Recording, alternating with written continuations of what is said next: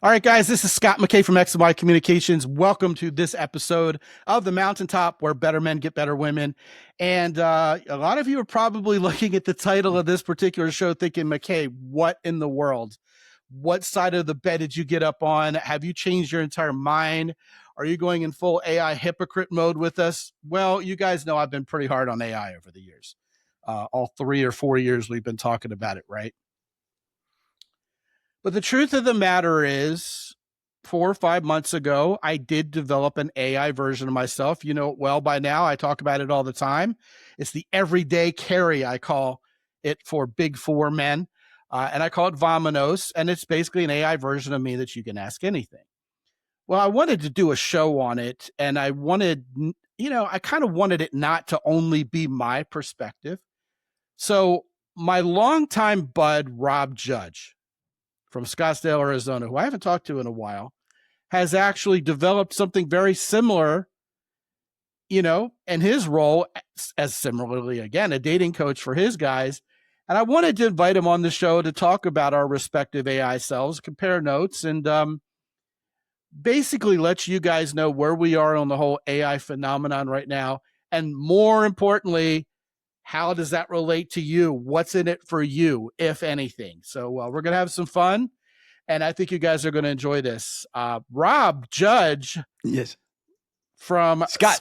Yeah, you're still Rob Judge. Thank you for. I'm still Rob Judge, and Scott, thank you so much for inviting me on. Always a pleasure to get on here and just shoot the shit with you. I'm really looking forward to it, and yeah, I think we're gonna get some good stuff, and also I think talk about too the how AI, not just necessarily our models, but just in general, has sort of shifted the dating landscape and that kind of thing. I think there's a lot of good information that we can or good topics that we could jump into.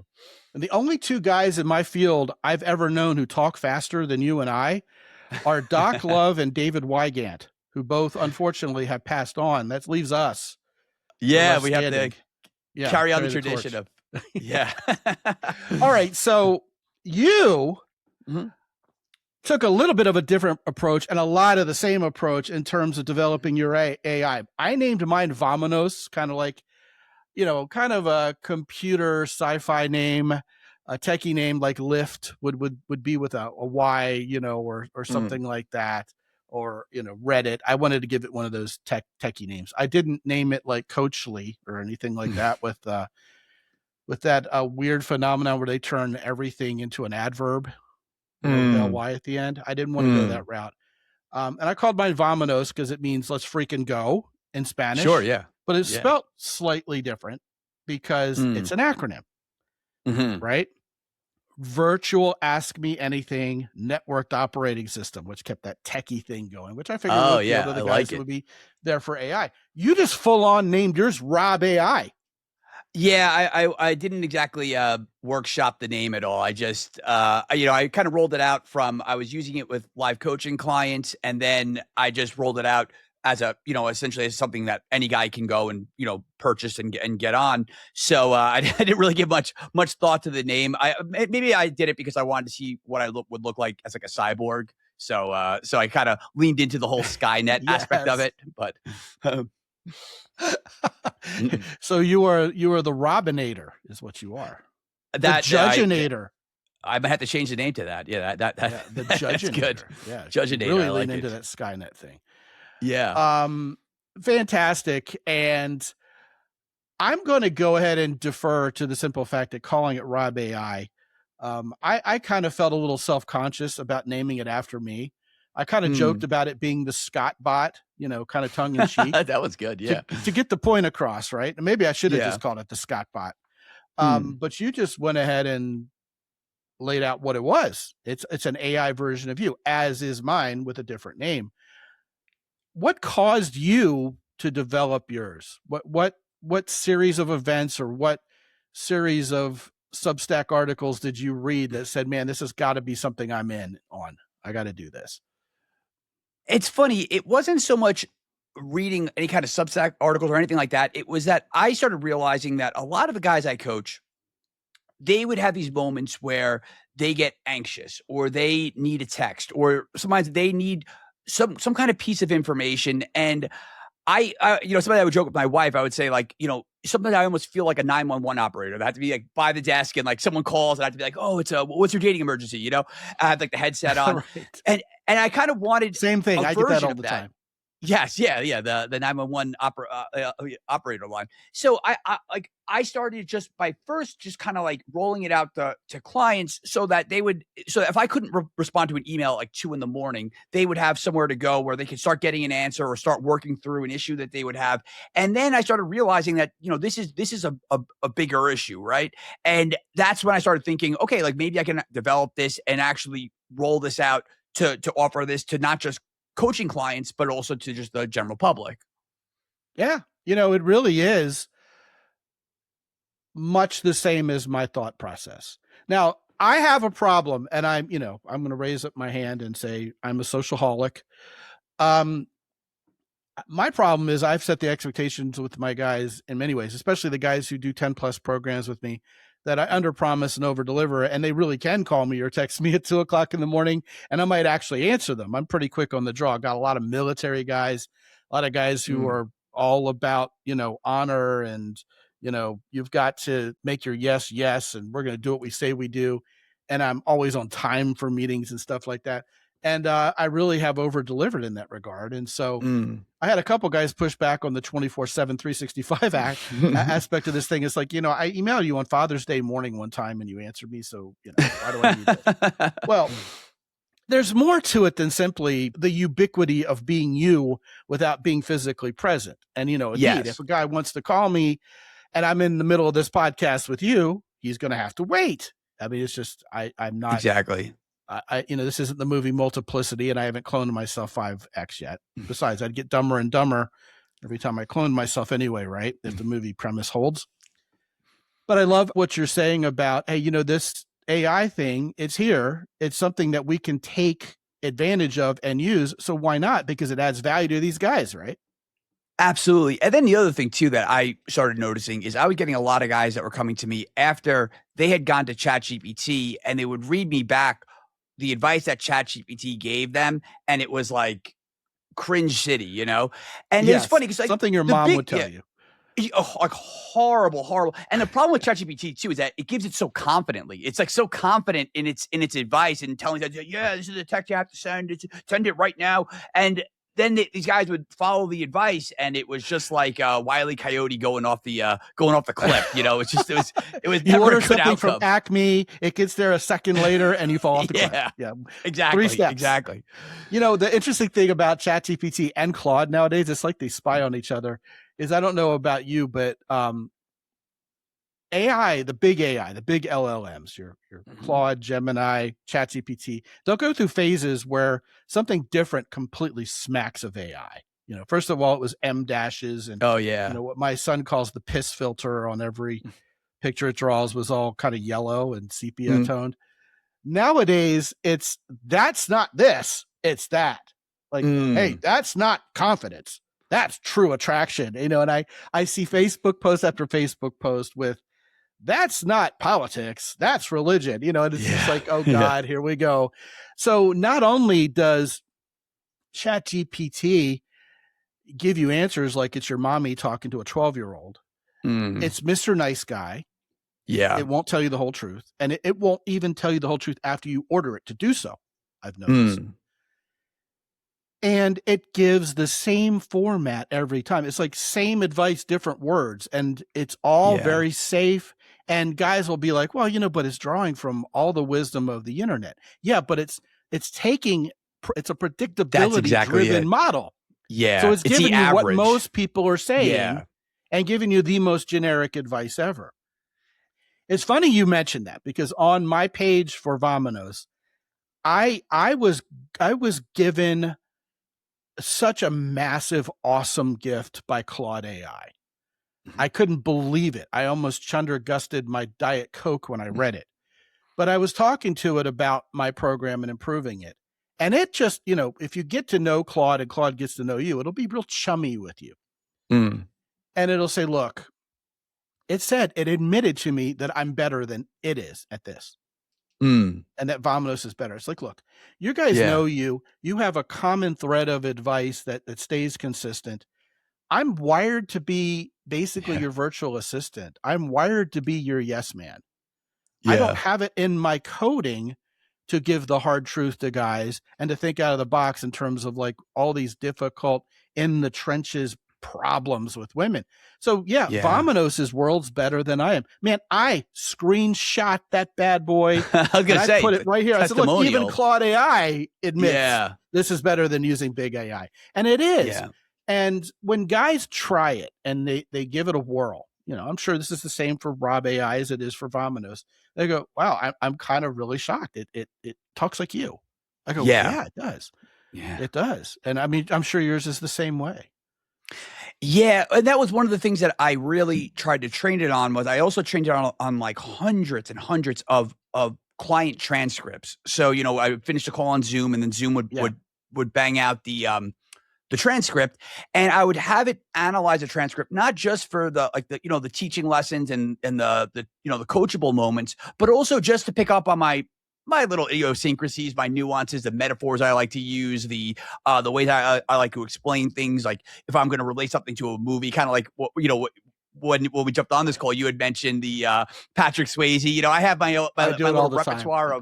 of pop culture references that is kind of in my wheelhouse. So I wanted to make sure, because again, the other thing I wanted to create was I wanted it to simulate essentially talking to me like a human being, not talking to some, you know, chat GPT cyborg thing, eye in the sky type thing, more like it was talking to someone who actually had a personality. Yeah. You know, it seems like my entire coaching process and practice is encapsulated with every Taylor Sheridan episode, whether it's Yellowstone or Landman. It's just like, you know, there's always something relatable in a Taylor Sheridan episode to what I talk Yeah. about. And, you know, movies and pop culture, Hollywood has always really understood women and men relating really well. You know, whether we want to admit Yes. it or not, they really capture a lot of the nuance of it. So, yeah, a lot of movies, you know, you and I both talk about that. Mm. But the whole AI thing is not human. It Mm. is a machine. No matter how you slice it, it's never going to have feelings, at least not yet. I mean, you know, who Oh knows what the future holds? This is moving very yeah. quickly. Yeah. Yeah. And I was very brutal on AI. I was hard on AI Mm. because my vision of it was, you know, a lot of things, you know, a lot of fears that I still kind of hold about the singularity coming at us pretty quickly. These computers are going to take over. They're going to own us. They're becoming more and more human in their thinking process. Mm. And, you know, I'm really harsh on the whole AI girlfriend thing.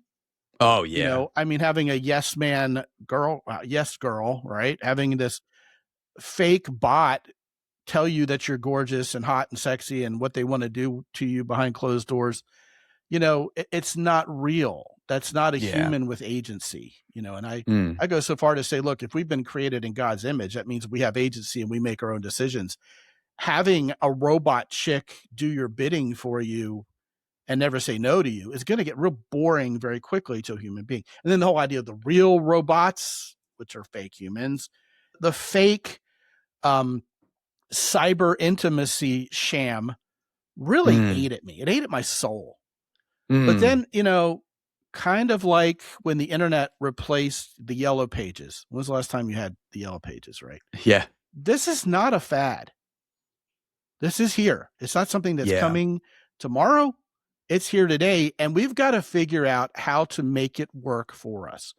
And kind of like you, I said, you know, it would be great if I could not only take everything I've ever taught, 20 years of immersion in the dating arts and science and relationships and women and masculinity, and Mm. just make it all available at once without having to buy a program, without having to pay for a full-on coaching service. I mean, I got Yeah. guys in Uganda, you know, and in West Africa and in Bangladesh, and, you know, the economy of scale relative to the dollar for them just makes coaching not going to happen. And I've always wanted to Yeah. do something real for those guys. And this is a lot more accessible. This is my idea of taking AI, taking the lemons of AI and making Mhm. lemonade out of it and doing the best with which we can with it. And I don't know about you. I'd love to hear your thoughts on AI in general, Mhm. but I have not stopped being skeptical about where AI is taking us in general.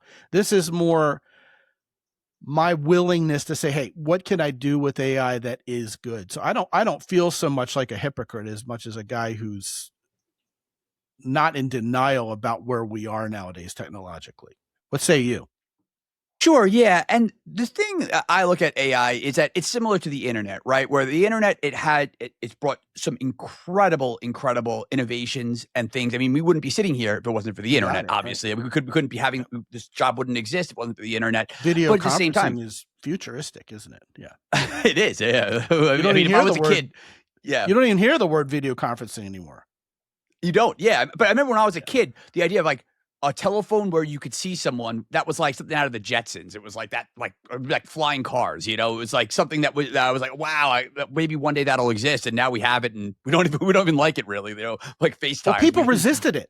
I was Yeah. actually in the technology world. This is a bit of an aside. I know I'm interrupting you, but this is irresistible. I actually sold VTELs and Tandbergs like in 1995 to What's it? people who were running video conferencing rooms with a pair of ISDN lines. You know, so if you Okay. imagine 256K total video conferencing, and these systems were thousands and thousands and thousands of dollars, and nobody wanted them. And everybody Mm. resisted the whole idea of it, even if it were free.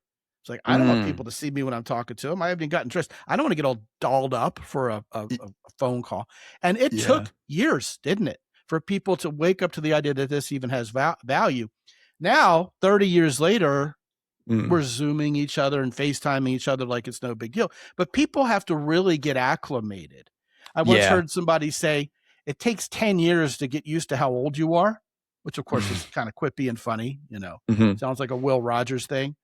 But this is kind of like that. That's what you're saying, isn't it? People aren't ready for this. Yeah. It's not here Yeah. yet in their mind, even though it's here now physically. So continue. Well, that was the thing when the internet first came out. I remember my dad saying, "This is going to be a fad. People aren't going to be using this internet thing, 10 years from now." So I think that just like people underestimated the internet and where it was going and the impact it was going to have, and the reason for that is because most people were using the internet for like to send an email. Like that was like the big innovation where they didn't realize that there was all these other applications of the internet. And I think it's the same thing with AI, that people are seeing it as, oh, it's like a talking Google. And that's how they're kind of using it, just to essentially have a conversation with Google, but they're not actually using it as this like a coach, or they're not training it, or like they don't really understand that they're tapping maybe 1% of the potential of AI. So in that regard, and for me, I in terms of the way I kind of backed into this was I come from like, before I did the dating coaching thing, I worked in publishing, and I saw it as a very interesting uh writing partner, someone to kind of brainstorm ideas with, someone who could do essentially, research that would take me a very long time to do, and it could kind of pull things together. But I always saw myself as like I'm not going to sit here and be like, write this article for me and have it write a perfect article. I always saw this as like, this is a tool, but it's not like the end game here. And I think that that's an important distinction, because I think the people that look at AI like, oh, I'm just going to put in a prompt and it's going to write me a perfect screenplay or a perfect essay or whatever they're trying to do, that's a misapplication of it. Versus like, if you're looking at this like it's a tool, and I think even the guys that are using this for coaching, this is the best way to approach it. Is that like, I don't think even still, as much time as we put to our AIs, I don't think still like a guy can sit down and be like, okay, write me a good text, and it's going to spit out an exact word for word text that you're going to send. But I think that it can get the ball rolling where it starts bringing up these like ideas, and then you go back and forth with the AI and use it more almost as if it was like like, if it was me, and I was with a client and we were going back and forth in terms of like, I was like almost acting like his writing partner. Like I was, he would pitch me an idea. I would say, oh, I like this aspect of it, but let's let's try, let's move it in this direction,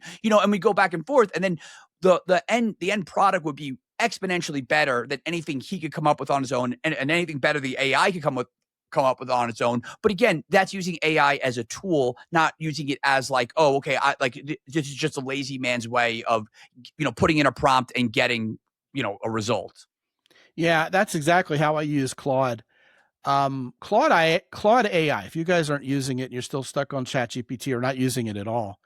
I don't, or very rarely, just ask Claude to write something or do something or print something for me. I'll sit with Claude and talk something through with it, and I'll come up with my own ideas I wouldn't have come up with had I not accessed the entirety of the internet, coming back at me with, look, here's some other people's ideas, either directly or indirectly, because that's what it's accessing. And that's what I'm getting, whether it acknowledges it or just has a conversation with me. But I've come up with great ideas I never would have thought of. It's like having someone who's a business partner sitting with you and brainstorming. Chat GPT is where I say, okay, my code's broken, fix it. Stuff like that. And Claude does not draw pictures yet.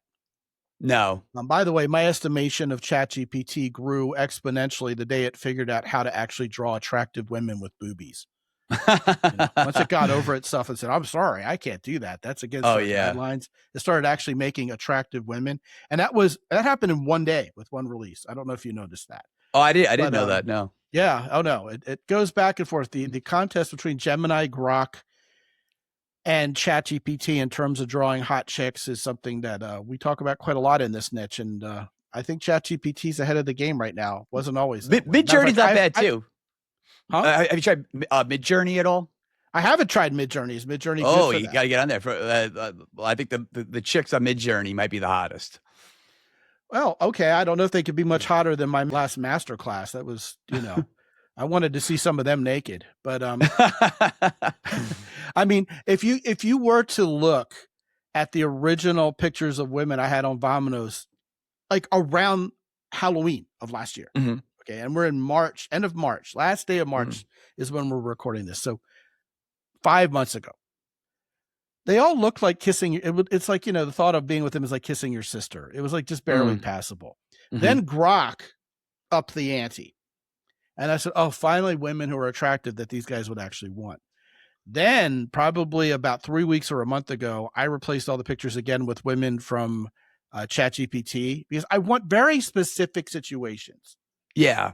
In a way, deposit photos or Getty, photos, they're all still fake because it's people posing for stuff. Yeah. And I just don't have time to go out and find situations and everything's going to be choreographed anyway. So in many ways, because I'm looking for a specific situation with a specific type of guy and specific women or whatever. ChatGPT is actually giving me a more authentic representation than if I went and tried to get some stock photo of it. And certainly weirdly more human. So that's a good thing. So a lot of guys, again, it's that predisposition to not like AI and reject everything AI. We're going to have to get over ourselves. But the pictures just from 3 weeks ago, they really look real. The only thing that keeps you from suspending your disbelief, right, is they look too good. Yeah. They look too amazing, right? Yeah. The poor bastard I always draw always looks like a normal guy, but the women, amazing. But insofar as using technology and getting acquainted with technology, a lot of the people I know, well, frankly, it's like sushi, Rob. Remember back 15, 20 years ago, everybody who said, oh, I can't stand sushi, sushi's awful, had never tried those green eggs and ham before. And once you try sushi, you go, wow, this isn't what I thought it would be. I think if people actually tried Claude AI in particular, for conversational stuff, for workshopping stuff, they would go, wow, this really is actually scary, useful. Yeah. But it still doesn't abate our feelings like this is dangerous. This is going to take over. This hits differently, Rob. This is like the computers are coming after us, not we're coming after the computers. This isn't about computer literacy. This is, can we stop this thing? There's this ball rolling too much. I think that's where a lot of guys are. A lot of guys push back against even Vominos, saying, I'm not going to do the AI thing. Nope. The guys who do love it, but those are the guys who were ready for it. So I think a lot of us, really are reticent to try AI. And, Rob, you and I are ahead of our time, even trying to roll this out. You know what I mean? Yeah. Well, and that's always been kind of my attitude, even from when I first got into giving men's dating advice back in, I think it was 2010. I spent like you're a newbie. 3 weeks. Yeah, I was like, green around the gills. And I spent 3 weeks where I locked myself in my New York apartment and I just studied how to create an app, and I released this very basic app. It was called Approacher, right? And it was just like the idea was, okay, like a guy's in a bar. This is when, like, cold approaching women. This is like before the age of dating apps. So the only way, if you wanted to meet women, the only real avenue you would do it would be you go to the bar or you go to the mall and you would approach women. And any guy who's never tried that knows that approach anxiety, that fear, it's paralyzing. And and one of the things that helped me through that was having buddies or wingmen that would be at the bar with me, that would kind of motivate each other, kind of push each other to just get out there and actually approach women.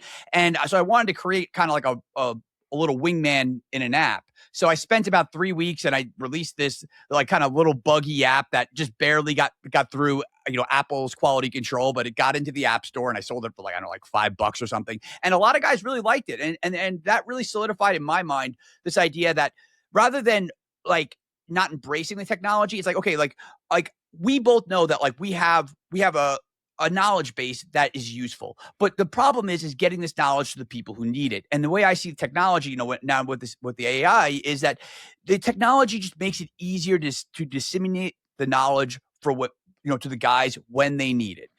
It's a nice idea that, okay, a guy's going to go through, he's going to watch like, 10 hours of a course on texting women or approaching women or whatever. But the reality is that most people don't have that much time. They want the information that they need in the moment that they need it. And I think that that's what AI is great for. It delivers what they need. It solves their problem in the moment. And it also, but at the same time too, it also coaches. So it's giving them kind of what they need, like what they want, but also what they need at the same time. I agree with you 1,000%. Of course, this is not a fad. It's not going away. More and more people will be doing this.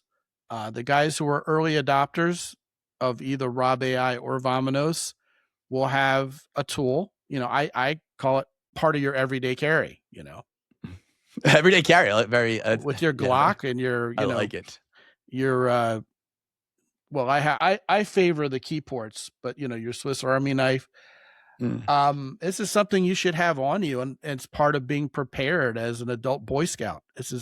This is part of being Johnny on the freaking spot and having a plan and being a provider and protector and being masculine, is knowing what to say and how to handle these situations with women, even if you need a few cheat codes. And the more you use it, the more you'll be well prepared to be on your own next time and use Vominos or Rob AI for other things.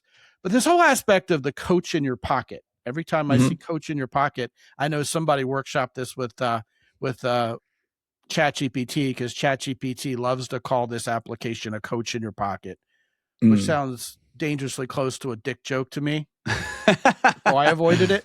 Yeah. I said, unlike being even though this is a coach in your pocket, this coach isn't in your pockets because, mine's priced right. I thought that was a cute little play on words.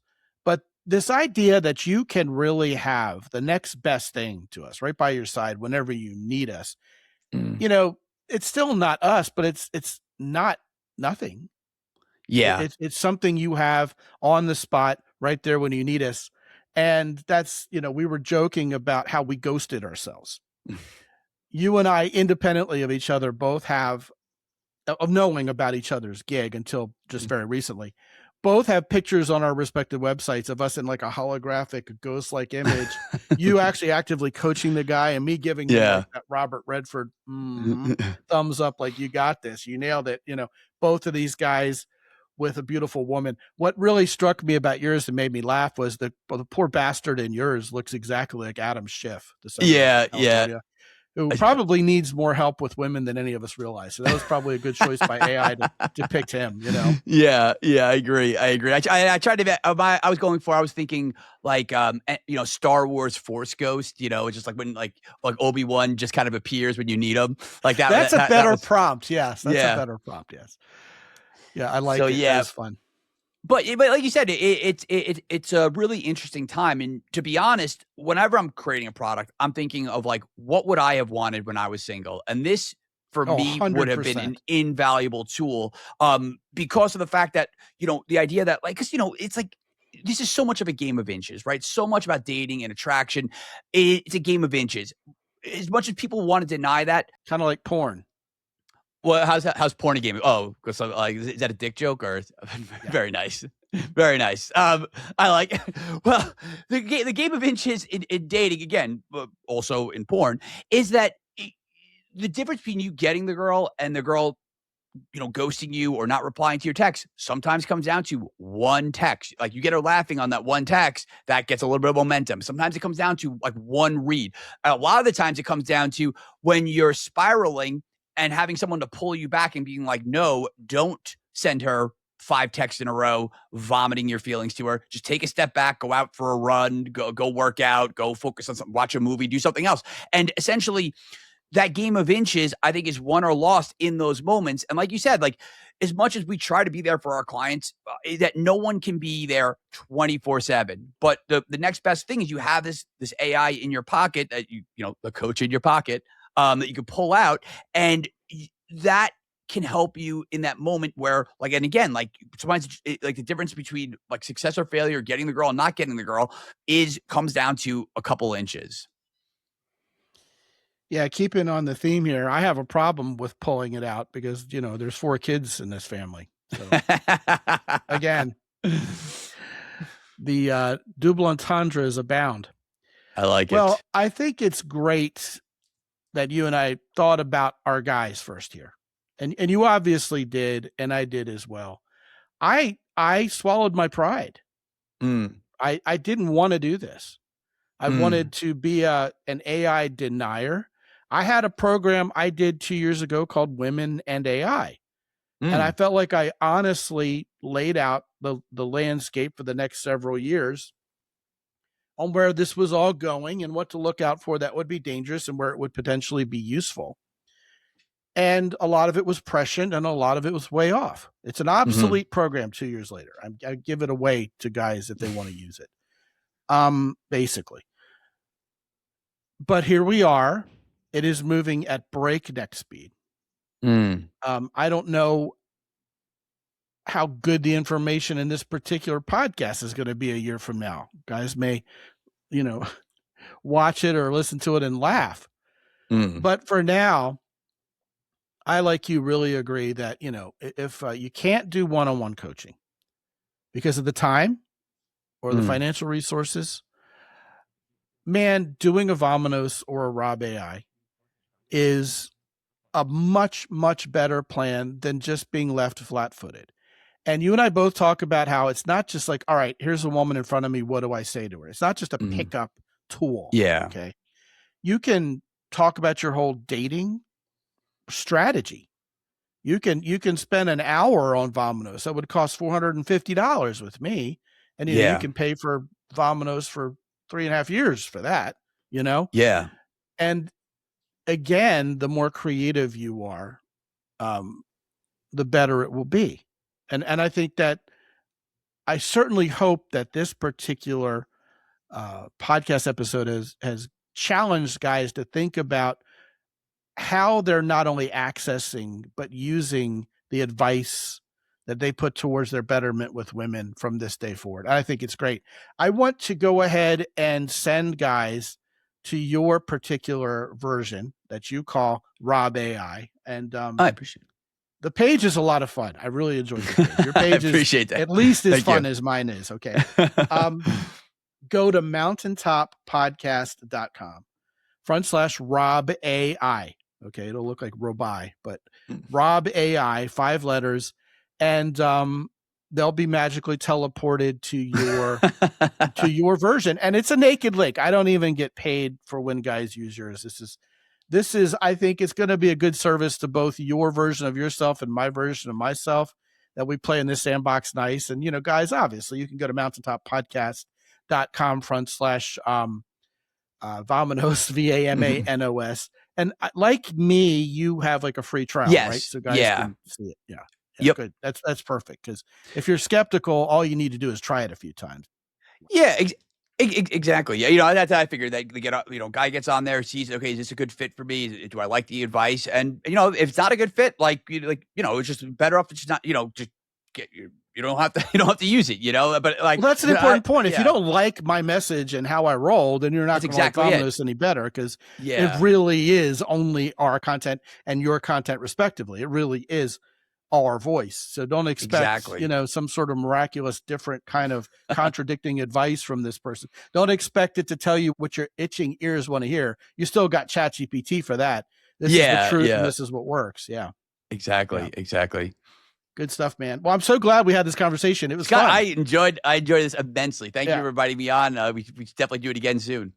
Yeah, man. We could talk about something actually that Vominos would give them information on, like a tactical feature of getting better with women. But I still think this was fun and very necessary. I agree. And maybe next time we can just have the AIs talk to each other. We can just do the podcast with the Vominos and Rob AI. They can just sit in for us. God, that would be so boring to watch them type each other. There's some things that will never replace humans. I agree. Fun is one of them. Once again, guys, check it out, man. Give it a shot. Go to either mountaintoppodcast.com/Vominos, VAMANOS, or go to mountaintoppodcast.com/Rob AI, ROBAI. Get you some. Get them both. Pit them against each other and see which one you like better. I don't care. I ain't mad at you. I'll still love you anyway. Yeah, good stuff. Good stuff. Scott, thank you so much. Yeah. And gentlemen, if you haven't been to mountaintoppodcast.com in general lately, I've already talked about the Keyport, Jocko Willink's company, Origin and Main, best shoes, best boots. I got the Bison boots. They're amazing. The jeans are the best you'll ever have. We were talking about being prepared earlier. Jeans tend to be constrictive. They're not what you'd work out in.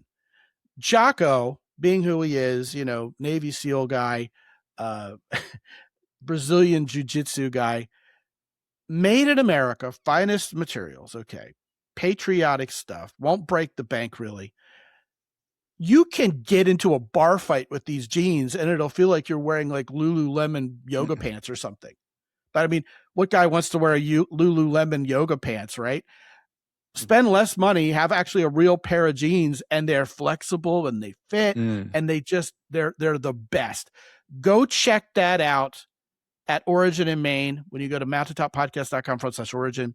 The guys at Hero Soap, they just keep coming out with better and better scents that make you feel manly without being the same old thing. You're not going to smell like Axe body spray or some kind of prepubescent teenager when you use this soap. You'll feel like a man.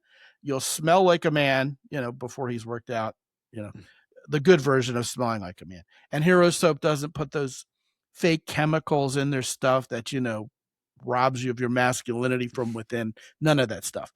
All three of our longtime sponsors use the coupon code Mountain10 to get 10% off.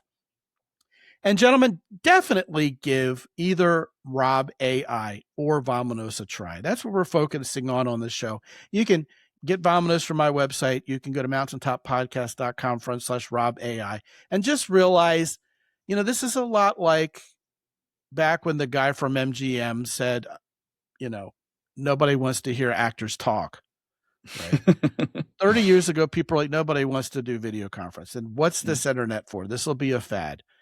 This is not a fad. It's not going anywhere. You have to find a way to embrace AI, and this is a darn good one. And until I talk to you again real soon, this is Scott McKay from X and Y Communications in San Antonio, Texas. Be good out there.